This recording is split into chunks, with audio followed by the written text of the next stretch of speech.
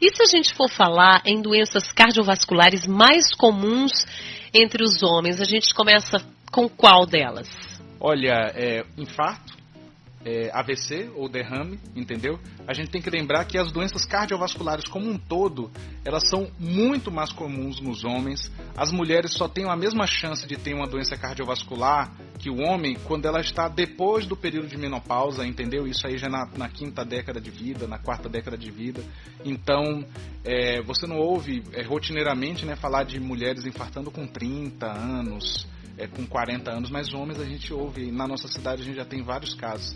Então, mesmo. O homem ele é muito mais afligido pelas doenças cardiovasculares por uma série de fatores, né?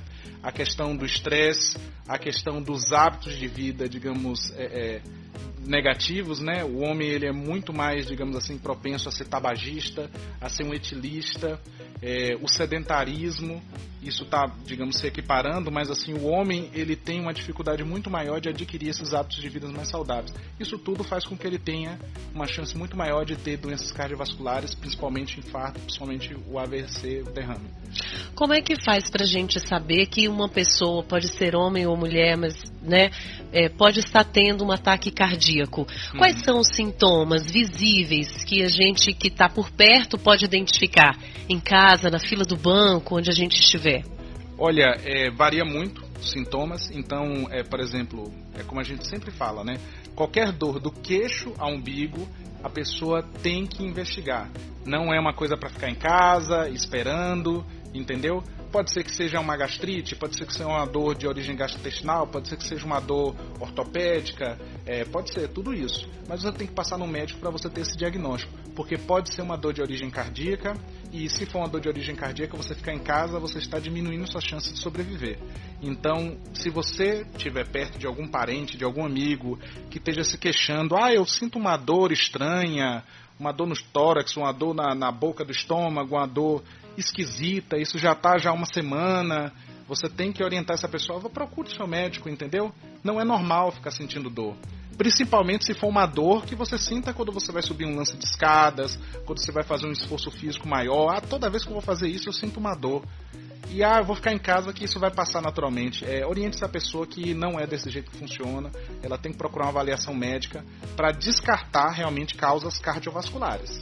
No caso do infarto, se a gente for falar de prevenção, os check-ups são interessantes fazer, doutor Daniel? Esses exames, esses check-ups, que inclusive tem campanhas. Com certeza. Alertando agora, vamos fazer o check-up. Com certeza, com certeza. A gente fala que toda pessoa acima dos 30 anos, ela deve fazer um check-up anual, se não cardiológico, pelo menos clínico. Pelo menos fazer seus exames, ver como é que estão os marcadores, entendeu?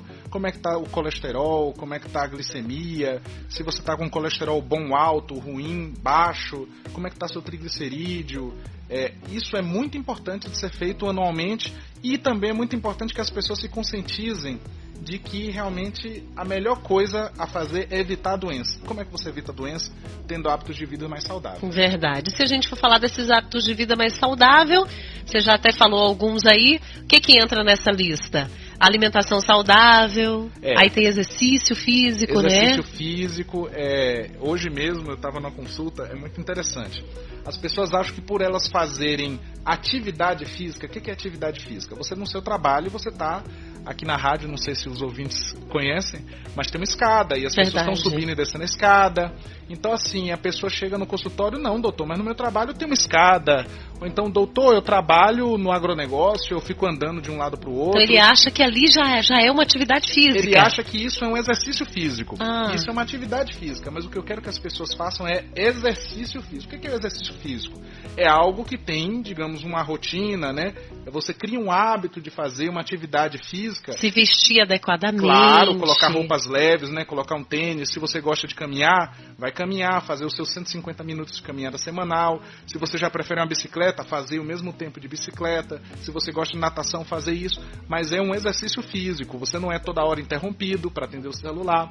Você não é interrompido para dar ordem a uma pessoa, um funcionário. Então é diferente a pessoa que tem atividades físicas, que é uma pessoa ativa fisicamente, porque está trabalhando, subindo escada, fazendo uma coisa ou outra, de fazer um exercício físico, que é isso que tem impacto na redução de doenças cardiovasculares.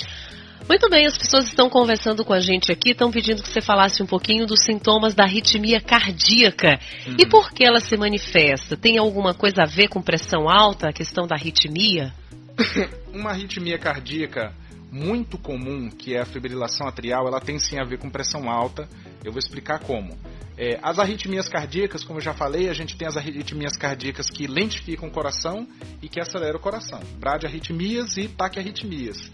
A arritmia que as pessoas mais se queixam, que é a palpitação, a batedeira no peito, a arritmia que acelera o coração, a taquiarritmia, ela muitas vezes se manifesta dessa forma. Ah, doutor, eu sinto uma batedeira no peito, eu sinto aqui a veia do pescoço batendo, alterada. Eu, quando eu estou parado, eu sinto que tem um negócio levantando aqui nessa região. Então, são esses sintomas inespecíficos. Ou então, algumas pessoas que começam a perceber que, doutor, eu sinto como se o coração estivesse falhando. Tem horas que eu sinto ele, tem horas que eu não sinto nada, tem horas que acelera. Dessa forma, a gente começa já a investigar esses quadros, que pode ser realmente uma arritmia que precise de uma abordagem mais específica. Lembrando que acelerar o coração é digamos, uma manifestação fisiológica. Se você está passando uma raiva, se você está fazendo seu exercício físico, se você está com algum desconforto, sentindo dor, o coração vai acelerar naturalmente. Isso não é arritmia. A arritmia é uma coisa já, digamos, patológica. Entendeu? Entendi. 11h14. E o AVC, acidente vascular cerebral, é uma emergência médica?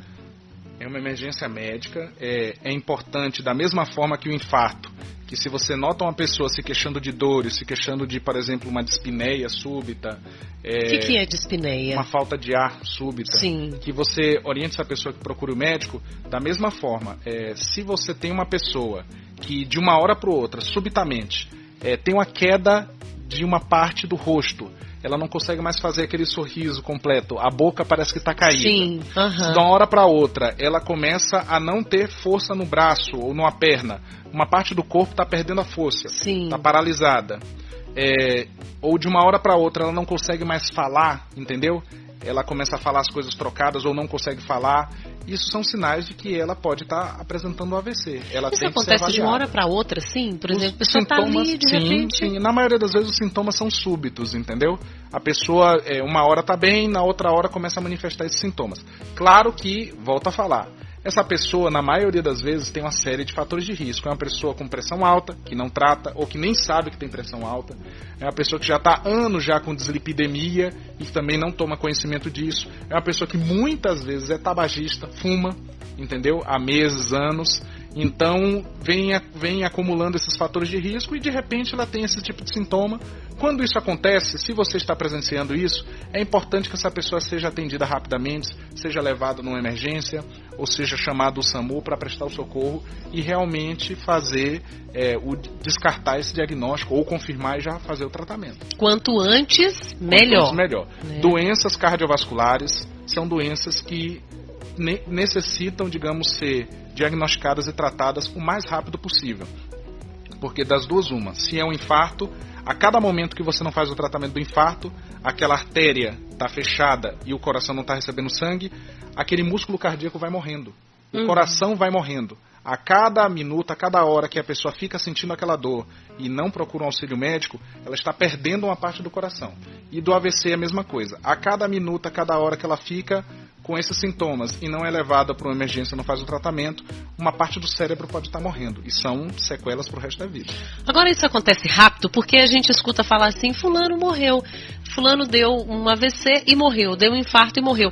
Essa morte é assim, rapidão? Caiu, faleceu, foi, é rápido assim? Tem várias apresentações. Tem pessoas que têm, digamos, o azar de, por exemplo, no caso do infarto, ter obstruções em artérias importantes, entendeu? Se uma artéria importante sua do coração fecha, a chance de você ter um infarto fulminante é muito grande. Então o nome é infarto fulminante, aquele rápido. Aquele rápido. Agora, se você tem um problema, por exemplo, numa ramificação dessa artéria, você já pega uma artéria de calibre menor, aí você tem, às vezes, infarto sem dor, entendeu? Acontece isso. Então, assim, depende do local onde está obstruindo. A mesma coisa no cérebro. Se você tem uma obstrução de uma artéria importante do cérebro, calibrosa, grande, você pode ter sintomas dramáticos, entendeu? Ou, por exemplo, a gente está falando aqui de obstrução, que é o AVC isquêmico. Se você tem uma ruptura, se essa artéria rompe, ou se você tem um aneurisma no cérebro e não sabe, e se isso rompe e começa a sangrar dentro do cérebro, que seria o AVC hemorrágico, também é um quadro muito dramático, entendeu? Se o socorro não for feito rapidamente, a pessoa pode ou falecer ou ficar com sequelas pro resto da vida. Que coisa, hein, doutor Daniel? Bom dia, Sheila. Sheila, pergunta ao doutor Daniel, por favor, se esse corante que a gente usa na comida faz mal à saúde? Corante. Com corante ou sem corante a comida pra gente, doutor Daniel? Qual é o problema? Esses temperos prontos, sazon, essas coisas, né? Eles são muito ricos em sódio. Eles têm muito sal, entendeu? Então, evidentemente, se você tem uma pressão alta ou se você tem predisposição a isso, você tem que tomar bastante cuidado. O que é que a gente sempre fala? É muito interessante que as pessoas aprendam a cozinhar usando temperos naturais, né? Coentro, cheiro verde, diminuindo a quantidade de sal, diminuindo a quantidade de óleo que usa, porque se você usa muito esses produtos que têm um excesso de sódio, você pode realmente estar causando mal à sua saúde, no caso, levando sua pressão arterial, e isso pode ser um problema. Tá aí, 11h22, engraçado que tem alguns temperos, por exemplo, como o corante, tem sal e a gente nem percebe, né? A gente acha que é mais para dar cor ao alimento, mas vem acompanhado, né? E esses outros também, que são tantos aí. Doutor Daniel, a gente tem um ouvinte contando que recentemente perdeu alguém da família que faleceu com embolia pulmonar. Ela gostaria de saber o que causa isso e se tem algo que ela possa fazer para não ter também a embolia pulmonar. A embolia pulmonar, o que é? É um quadro de obstrução das artérias do pulmão. A gente está falando de obstrução em várias topografias. No coração, no cérebro. Quando isso acontece no pulmão, quando você tem uma obstrução de alguma artéria do pulmão que impede que o sangue chegue no pulmão, você tem um quadro de embolia pulmonar. Várias coisas podem causar essas obstruções. Tem embolia gasosa, muito comum nas cirurgias, entendeu?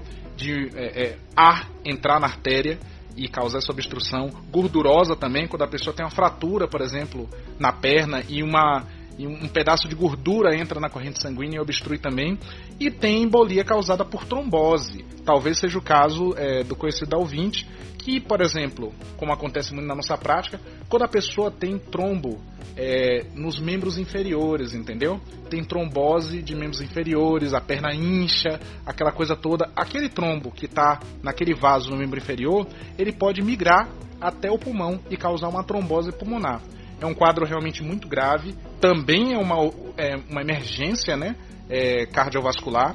Essa pessoa tem que ser levada também para o hospital o mais rápido possível, porque a gente tem que fazer medicações para impedir que aquela trombose continue, porque em certos casos isso pode ser fatal.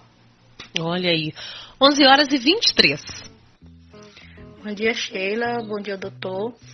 Eu queria tirar uma dúvida, porque eu descobri há 2 meses, por acaso, que eu tenho um problema de pressão alta. Eu não tenho nenhum sintoma, eu não sinto nada que as pessoas dizem que sentem, a não ser palpitação muito forte no coração, como se eu tivesse levado um susto. Do nada, assim, começa a palpitar muito forte. Agora eu já sei que é a pressão, mas antes eu não sabia, mas isso já tem anos que eu sinto. E eu quero saber o seguinte, mesmo eu fui no postinho, descobri que eu tô com a pressão alta, a médica do postinho me passou o remédio, mas o remédio não fez efeito, eu tive um pico de pressão mesmo tomando o remédio de pressão, foi para 22/15, e daí em diante eu tô tomando outro medicamento. Eu queria saber se qualquer médico pode passar um remédio de pressão, ou a pressão tem a ver com o coração, e eu só só um cardiologista pode passar um remédio de pressão. E aí, doutor Daniel? Olha, os questionamentos da ouvinte foram muito interessantes, né? Tocam num dos assuntos, digamos assim, mais relevantes, né, da saúde hoje em dia, que é a hipertensão arterial, a pressão alta. Vamos começar respondendo do final. Primeira coisa, o diagnóstico de pressão alta e o tratamento, ele não deve ser feito só pelo cardiologista. A gente tem não sei, nem 400 mil cardiologistas formados aí, E isso aí a gente não tem como cobrir todo o Brasil. Entendi. Então, na verdade, a gente precisa de todos os médicos, todos os clínicos, o médico da atenção primária, o médico do postinho. Eles são cruciais para fazer diagnóstico, para fazer tratamento dessas doenças, instituir mudança de estilo de vida, cobrar das pessoas, né, que têm um estilo de vida mais saudável, que é uma coisa que tanto evita como a pressão fique alta, como também trata a pressão. Então, a ouvinte pode continuar na sua médica. Se ela está fazendo o uso da medicação que não faz efeito, ela deve reportar isso para a médica, porque nós temos uma classe imensa de medicamentos para ser usados para tratar a hipertensão. Então, se um não deu certo... Se um não deu certo, retorne para o seu médico, comunique, porque ele vai trocar e a gente vai fazer o controle com a medicação, junto com essa mudança de estilo de vida. E caso a médica clínica ou de outra especialidade tenha dificuldade de controlar essa pressão, se realmente ela não consiga, porque a gente tem entidades dentro da pressão alta que a gente chama de hipertensões resistentes, entendeu? São resistentes às primeiras medicações, aí esses casos devem ser encaminhados para o cardiologista. Ou quando a pessoa tem alguma lesão já em algum órgão por conta da pressão, né? Quando o coração já dilatou por conta da pressão. Então, assim, quando ela tem uma complicação por conta da pressão alta, aí ela deve ir para o cardiologista. Mas, lembrando que todos os outros médicos podem fazer esse tratamento. Outra coisa interessante que ela falou em relação a não saber que tinha pressão. Isso é muito comum. Então, eu lembro que você fala sempre aqui que nem sempre apresenta sintoma, né? Que sim, coisa, sim. gente. Nem sempre. Hoje em dia, deve ter um ouvinte aí ouvindo o rádio que inclusive acabou de passar em consulta comigo, eu disse que ia citar o caso dela. É uma pessoa que descobriu por acaso, 4 meses atrás, que tinha uma pressão alta. A pressão dela é de 180 por 110, ou seja, 18 por 11, né, como os leigos falam. Ela hoje estava com essa pressão no consultório de 18 por 11, totalmente assintomática. Ela não tem uma dor de cabeça, ela não tem uma falta de ar, não tem um desconforto, não tem nada. Ela descobriu isso porque ela estava com um problema no ouvido, foi num posto de saúde e a médica descobriu. Então, lembrar isso. Um pouco mais da metade de todos os casos de pressão alta são totalmente assintomáticos. Que coisa, as pessoas gente. não sentem nada e esse que é, na verdade, o ponto mais, digamos assim, pernicioso dessa doença, né? Ela, na maioria das vezes, ela não dá sintoma. Então as pessoas têm que ter o hábito de fazer o seu check-up, porque elas podem ter pressões, como a dessa paciente, são pressões que a gente encontra em pacientes infartados. Pacientes que têm derrame, e infarto, chegam com essa pressão no consultório. Nossa. E ela, no consultório não, na emergência. Sim, e ela estava assintomática no consultório com essa pressão. Meu Deus. Para você ver como é uma coisa realmente insidiosa, a gente tem que fazer nosso check-up. E é por isso que, por exemplo, no Dia do Coração, né, no evento que a gente faz aqui, que é justamente o foco dele, a gente detectar pessoas que têm doenças cardiovasculares e não têm sintoma. E estão achando que estão bem, né, em suas casas, andando na rua. Que coisa incrível. Bom dia, Sheila. Eu gostaria de perguntar ao doutor aí, porque eu sinto um cansaço no braço. Esse cansaço no braço aí, eu tenho que parar, respirar bem fundo e depois para voltar ao normal, assim, a caminhar. E tem hora assim, tipo no peito, vem pro braço, atinge assim um pouco assim a cabeça, o pescoço. O que deveria ser isso? Sempre eu escuto aqui no Momento Saúde as pessoas falarem dessa relação de dor cardíaca com dor no braço. Se essa dor caminha para o braço. Sim, sim. E aí, doutor Daniel? Isso entrou muito, digamos assim, na cultura geral das pessoas, né? Lembrando, claro, que a apresentação de dor torácica, de infarto, ela é uma apresentação muito particular. Nem todo mundo vai apresentar dessa forma. E boa parte desses sintomas em membros superiores, eles não têm correlação com o coração. Então, assim, a gente tem muita correlação de dor em braços, parestesia, com questão ortopédica, entendeu? Compressão de coluna, hérnias cervicais. A gente tem toda uma série de doenças osteomusculares que dão esses sintomas. Então, se a pessoa tem um sintoma só no braço, é muito mais comum que seja realmente de outras origens, que não cardiológicas. Mas, se está associada uma dor no peito realmente com irradiação, a pessoa sente uma dor no peito e depois sente realmente uma parestesia, uma paresia, uma fraqueza no braço, isso é uma coisa que a gente valoriza. Mas, voltando a falar, os ouvintes têm que, digamos, também ter o conhecimento de que várias outras doenças, principalmente osteomusculares, têm esses sintomas em membros superiores, em braço. Então, compareça no médico, faça essa avaliação. Muito provavelmente você pode ter uma doença em outro órgão, entendeu? Que merece tratamento também, mas que não tem nada a ver com o coração. Muito bem. São 11h30. Tia Sheila. Sheila, aqui é o José. Ô Sheila, pergunta pro médico aí. Eu tive um problema aqui na face e eu fui na rua e eles falaram pra mim que diz que é paralisia facial. Mas pergunta pro médico pra mim se tem a ver alguma coisa com um derrame. Pergunta ele aí com AVC. Paralisia facial tem relação com o derrame, com o AVC que a gente falou já no programa de hoje? Sim, como eu disse, é um dos sinais, né? Qualquer pessoa que tem uma paralisia súbita de uma parte da face, ela deve procurar sim uma emergência, ela tem que procurar um serviço de urgência para poder fazer o diagnóstico diferencial disso, entendeu? O ouvinte pela voz parece ser um homem adulto, então assim, ele antes não deveria ter paralisia nenhuma e subitamente evoluiu com a paralisia, isso tem que ser investigado. Se o ouvinte tiver oportunidade até de consultar uma médica neurologista, entendeu? Para fazer esse diagnóstico. Claro que existem outras causas de paralisia facial que não sejam necessariamente o AVC, mas não é normal você ter paralisia facial e você tem que pelo menos fazer uma investigação e espero que ele consulte com a neurologista para poder descartar uma doença mais grave, que seria o AVC. Muito importante essa dica. 11h31, a gente teria mais perguntas, a gente teria mais assunto, mas o nosso tempo acabou, então nos resta agradecer e pedir, doutor Daniel, para você deixar uma mensagem para as pessoas que ainda não fizeram, especialmente os homens, que não faz o check-up, que só chega lá no médico quando não está mais aguentando. O que dá para a gente aproveitar e falar hoje para as pessoas? Bom, especialmente, né, no mês de conscientização, né, do homem para ele tratar da sua saúde, é muito importante que a gente realmente passe essa mensagem para o homem. O responsável pela sua saúde é você mesmo, entendeu? Então, se você, por exemplo, quer evitar ter doenças, a gente mora na cidade do interior, a gente sabe que a gente tem vários recursos na medicina que, infelizmente, por questão de logística geográfica, a gente não tem aqui. Então, para você evitar ter doenças dramáticas, doenças que vão lhe deixar com sequelas, que muitas vezes vão te deixar paralisado em cima de uma cama ou dependendo de cuidados médicos para o resto da vida, você tem que mudar seu estilo de vida, você tem que mudar seus hábitos. Não adianta depois você culpar os médicos, culpar uma série de coisas, sendo que você era uma pessoa tabagista, sendo que você era uma pessoa obesa, uma pessoa que, tá entendendo, não tinha nenhum tipo de controle com a alimentação, que não fazia nenhum tipo de exercício físico. Então, assim, o homem, ele tem que realmente assumir a responsabilidade pela sua saúde. A coisa mais importante que a gente tem na nossa vida é nossa saúde, é nossa vida, é nossa qualidade de vida. Você pode estar sendo bem sucedido no seu trabalho, financeiramente, e se você não tem saúde, você não tem qualidade de vida, isso não serve para nada, entendeu?